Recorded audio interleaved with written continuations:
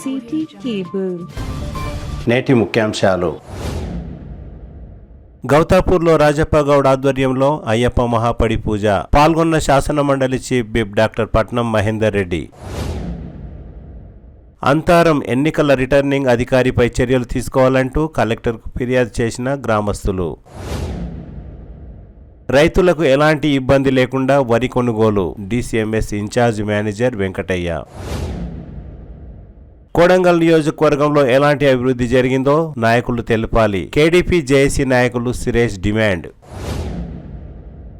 CITU అఖిల భారత మహాసభలను విజయవంతం చేద్దాం. వికారాబాద్ జిల్లా ప్రధాన కార్యదర్శి శ్రీనివాస్.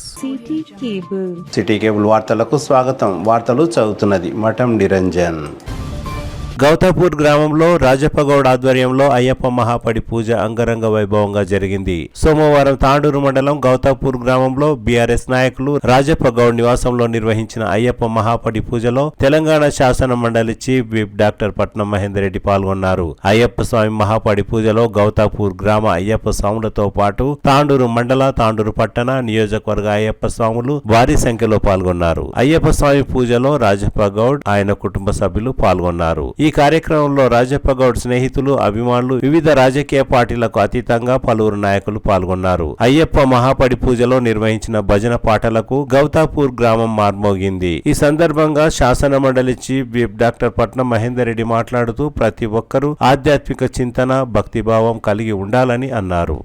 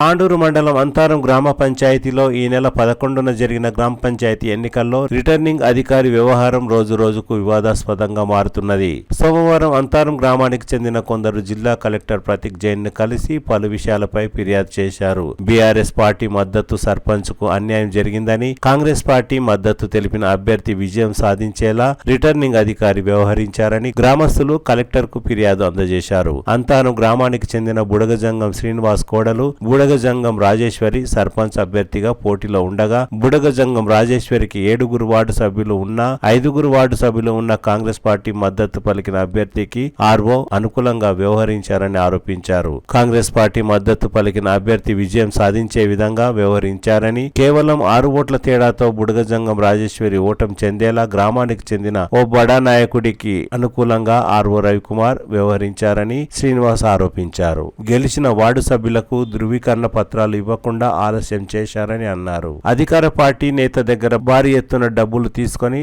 ఓట్ల లెక్కల్లో వారికి అనుకూలంగా వ్యవహరించారని బుడగజంగం శ్రీనివాస్ ఆరోపించారు. అంతరంలో ఎన్నికల రీకౌంటింగ్ తిరిగి చేయాలని బుడగజంగం శ్రీనివాస్ డిమాండ్ చేశారు.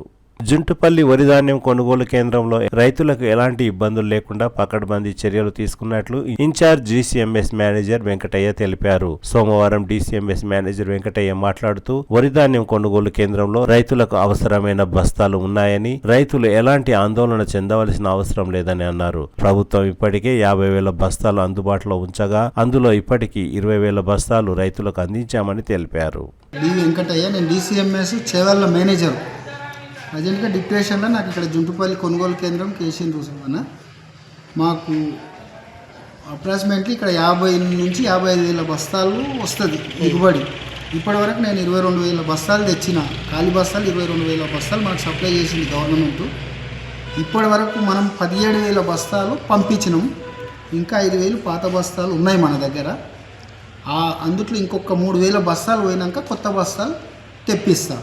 రైతులకు మాత్రం ఇబ్బంది అంటే కొద్దిగా ఈ సంచులు ఇవ్వనందుకు కొంత ఆరబెట్టుకుంటున్నారు. సంచులు దొరికిన వాళ్ళు బాధ అయింది అంటున్నారు, సంచులు దొరికిన వాళ్ళు సంతోషపడుతున్నారు.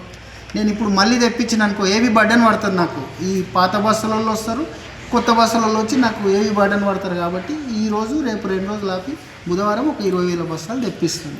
ఇప్పటివరకు ఎన్ని లారీలు ధాన్యం? ఇప్పటివరకు 26,000 లారీలు, 17,000 బస్తాలు పోయినాయి. 17,000 బస్తాలు, 17,000 ఇంకా బాగానే ఉన్నాయి. ఇక్కడ చూస్తే వడ్లంతా చాలా ఇంకా మనకు అప్రాక్సిమేట్లీ 35,000 బస్తా దగ్గర, దాదాపు ఇంకొక 30,000 ఎంత తక్కువ 30,000 బస్తాలు వస్తాయి. రైతులు అదే బస్తాలు అందాక ఇబ్బంది పడుతున్నాం అని చెప్పి. బస్తాలు అందాక ఇబ్బంది లేదు మనకి. ఇప్పటికి మనకు 5,000 బస్తాలు ఇక్కడ ఉన్నాయి కదా రైతుల దగ్గర. మరి ఆ 5,000 బస్తాల వాళ్ళు తేవడం లేదు.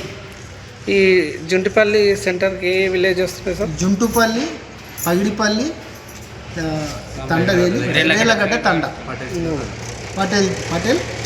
పంటేల్ చింత తండ, 2 తండాలు, 2 గ్రామ పంచాయతీలు. Okay sir. కొడంగల్ నియోజకవర్గంలో ఎలాంటి అభివృద్ధి జరిగిందో కాంగ్రెస్ పార్టీ నాయకులు వివరించాలని కేడీపీ జేఏసీ నాయకులు గంటి సురేష్ డిమాండ్ చేశారు. కాంగ్రెస్ ప్రభుత్వం అధికారంలోకి వచ్చి 2 సంవత్సరాలు పూర్తయిన రాష్ట్ర ముఖ్యమంత్రి రేవంత్ రెడ్డి కొడంగల్ నియోజకవర్గాన్ని అభివృద్ధి చేయకుండా కాలయాపన చేస్తున్నారని ఆరోపించారు. స్థానిక సంస్థల ఎన్నికల్లో అభివృద్ధికి పట్టం కట్టారని కాంగ్రెస్ పార్టీ నాయకులు చెప్పడం అవివేకమని అన్నారు. కాంగ్రెస్ పార్టీ నాయకులు అభివృద్ధికి ఆటంకంగా మారారని ఈ కార్యక్రమంలో కేడీపీ జేఏసీ నాయకులు మాసాని వెంకటయ్య, అన్నారం వెంకటేష్, రవీంద్రచారి, రావులపల్లి హనుమంతు తదితరులు పాల్గొన్నారు. పార్టీ వాళ్ళు సన్మాన కార్యక్రమం నిర్వహించింది, సంతోషదగ్గ విషయం. ఈ ఎన్నికలు జరిగిన తర్వాత వాళ్ళు ప్రెస్ మీట్ ఇచ్చి టీఆర్ఎస్ నాయకులు అభివృద్ధికి ఆటంకం కలిగిస్తున్నారు అంటని చెప్పి ప్రకటించడం జరిగింది.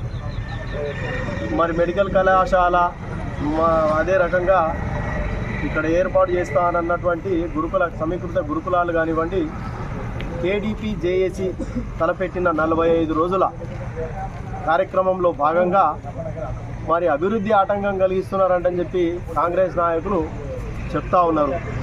మేమెక్కడ కూడా మీ కాంగ్రెస్కు ఓటు వేయొద్దు అని చెప్పిన సందర్భం ఏడ కూడా దఖాలాలు లేవు. ఎందుకంటే మేము అడుగుతున్నాం, ఈ ముఖ్యమంత్రి గారే చెప్పిర్రు అబ్బాయిపల్లి దగ్గర భూసేకరణ చేసి 45 ఎకరాలు మెడికల్ కాలేజీ కోసమని. మేము అడగలే, ఇక్కడ మెడికల్ కాలేజీ మా ప్రాంత అభివృద్ధి అవుతుందంటని చెప్పేసి మీరే శంకుస్థాపన చేసిండ్రు. మరి అదే రకంగా పాత కొడంగల్లో కూడా స్థలసేకరణ చేసిండ్రు గురుకులాల కోసమై. మరి మేము అడగలే, మీరే ఇస్తామంటని చెప్పారు. మీరు ఇస్తానన్నటువంటివి కూడా ఇవన్నీ హామీలు నెరవేర్చమంటని చెప్పి మేము కోరినమే తప్ప ఎక్కడ కూడా మేము మీకు వ్యతిరేకం చేయలే. కానీ మీరు అంటున్నారు అభివృద్ధిని అడ్డగిస్తున్నారు అంటని చెప్పేసి. ఇది సరైంది కాదు. ఎందుకంటే మళ్ళీ మీరు ప్రకటించారు మొన్న మీరు మాట్లాడుకుంటేనే అదే సభల సన్మాన సభల ఏమంటున్నారు మీరు? అపాయపల్లి దగ్గర ఏదైతే స్థల సేకరణ జరిగిందో ఆడ యూనివర్సిటీ అగ్రికల్చర్ యూనివర్సిటీ ఏర్పాటు చేయడానికి 100 ఎకరాల భూమి అవసరము. అది 70 ఎకరాలు మాత్రమే ఉంది. ఆ 70 ఎకరాలు సరిపోకున్నా కూడా అదే స్థానంలో జీవో తీసుకొని వచ్చి దాంట్లో అగ్రికల్చర్ యూనివర్సిటీ పెడతామంటని చెప్పి మీరు అంటున్నారు. మరి మీ ముఖ్యమంత్రి గారేమో ఆ ప్లేస్లో అగ్రికల్చర్ కళాశాల అన్నారు, ప్రకటించిండ్రు. మరి కళాశాలనా లేకపోతే యూనివర్సిటీయా మీకు అర్థం కావాలి. మరి దాంట్లోనే వెటర్నరీ కళాశాల ఏర్పాటు చేస్తామంటని చెప్పి అంటున్నారు. 70 ఎకరాల భూమి కావాలనా లేకపోతే 100 ఎకరాలు ఉన్నదా? ఏది స్పష్టత లేదు మీకు. మీరు ఏం మాట్లాడుతున్నారో అర్థం కాని పరిస్థితి. ఒకటి మేము అడుగుతున్నాం, ఈరోజు ఈ ప్రాంత ప్రజలు కేవలం అభివృద్ధి కోసమే 2 సార్లు కొడంగల్ బంద్ ప్రకటిస్తే స్వచ్ఛందంగా మా అభివృద్ధి మాకు కావాలి అంటని చెప్పేసి ఇక్కడ ఉన్నటువంటి వ్యక్తులం మా ప్రజల గొంతుతోన మేము పిలిపించినాం. మేము పిలిపిస్తే ఇది ప్రజల గొంతు, మా గొంతు కాదు, ప్రజల గొంతుగా ప్రజా విజయం సాధించినాం. ఎందుకంటే 2 సార్లు పిలిపిస్తే కూడా 2 సార్లు స్వచ్ఛందంగా బంద్ చేసిండ్రు. ముఖ్యమంత్రి వచ్చినాడు కూడా మరి వాళ్ళ పైన ఒత్తిడి తీసుకొని వచ్చి మరి మెడికల్ కాలేజ్ అడగడానికి రాలే. బంద్ చేసిన దాన్ని మళ్ళీ తెరవండి అని చెప్పి బలవంతం చేసి వాళ్ళ పైన కొంతమంది నాయకులు, కాంగ్రెస్ నాయకులు మీ దగ్గర ఏది మన దాడులు చేపిస్తాం, ఏమేం దాడులు అంటే కొంత దాడులు చేపిస్తామంటని చెప్పి అన్నారు. సేల్ ట్యాక్స్ కానివ్వండి, లేకపోతే జీఎస్టీలు కానివ్వండి, లేకపోతే మీ అక్రమ వ్యాపారాలు ఉన్నాయంటని చెప్పేసి రకరకాలుగా వాళ్ళు ప్రయత్నాలు చేసినా కూడా విఫలమయ్యిండ్రు. వాళ్ళు కొంతమంది దుర్భాషలుగా అనేక రకాలుగా మాట్లాడిండ్రు. వాళ్ళకు నోటికి వచ్చినట్లు మాట్లాడిండ్రు. అయినా కూడా జనాలు సహించిండ్రు. మీరు మాటలు ఏదైతే మాట్లాడినరో సహించారు జనాలు. ఊరుకునే ప్రసక్తే లేదు. స్థానిక ఎన్నికల్లో మున్సిపల్ ఎన్నికలు జరగబోతున్నాయి త్వరలో. దాంట్లో ప్రత్యక్ష రాజకీయాలు మేం చేయబోతున్నాం.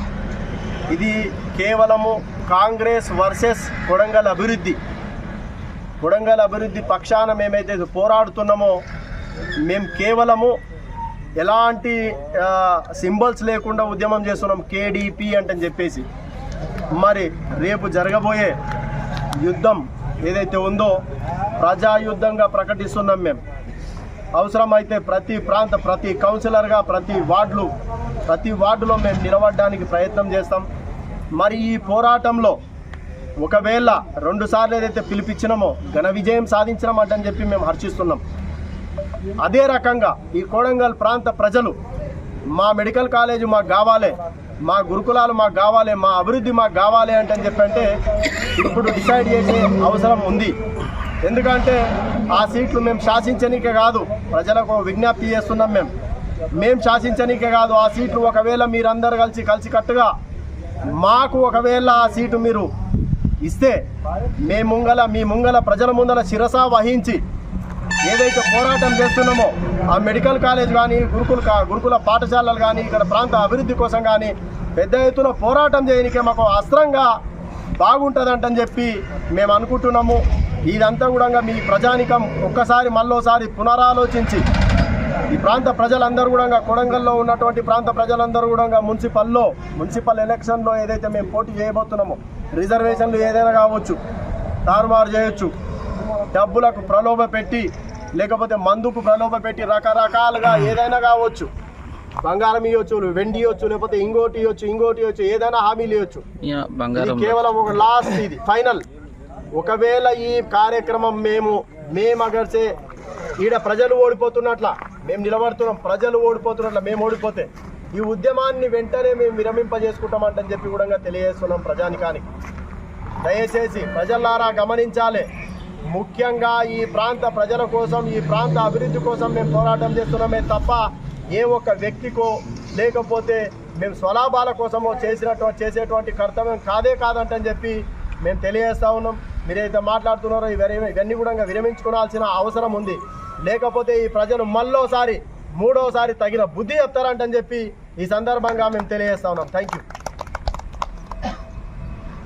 సిఐటియు 18వ అఖిల భారత మహాసభలను విజయవంతం చేద్దామని సిఐటియు జిల్లా ప్రధాన కార్యదర్శి శ్రీనివాస్ కోరారు. సోమవారం తాండూరు పట్టణంలోని అంబేద్కర్ చౌక్ లో సిఐటియు జెండా ఆవిష్కరించిన అనంతరం శ్రీనివాస్ మాట్లాడుతూ డిసెంబర్ 31వ తేదీ నుండి జనవరి 4వ తేదీ వరకు విశాఖపట్నంలో సిఐటియు 18వ అఖిల భారత మహాసభలు నిర్వహించనున్నట్లు తెలిపారు. ఈ మహాసభలో కార్మికులు భారీ సంఖ్యలో పాల్గొనాలని కోరారు. అందులో ముఖ్యంగా కార్మికులు ఎదుర్కొంటున్న ప్రధాన సమస్యలపై చర్చ జరగనుందని, కేంద్ర రాష్ట్ర ప్రభుత్వాలు కార్మికులకు వ్యతిరేకంగా అమలు చేస్తున్న చట్టాలను విరమించుకోవాలని డిమాండ్ చేయనున్నట్లు తెలిపారు. ఈ కార్యక్రమంలో తాండూరు మున్సిపల్ వర్కర్స్ యూనియన్ గౌరవ అధ్యక్షులు K Ramulu, working president Naresh, Prakash, Venkatesh తదితరులు పాల్గొన్నారు. ప్రజల కోసం పనిచేస్తుండ్రు, మళ్ళీ వారికి వ్యతిరేకంగా చట్టాలు తీసుకొస్తుండ్రు కాబట్టి ఇది దుర్మార్గం.